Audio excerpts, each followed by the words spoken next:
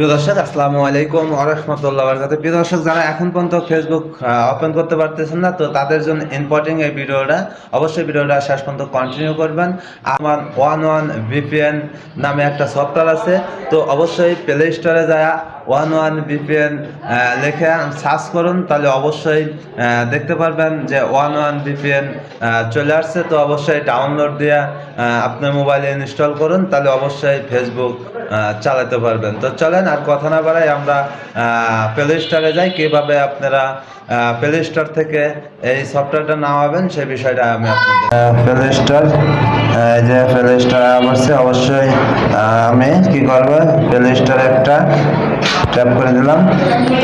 Play store tap করার পরে যখন সার্চিং আসবে, অবশ্যই আপনারা জানেন যে এখানে সার্চ করতে হয়।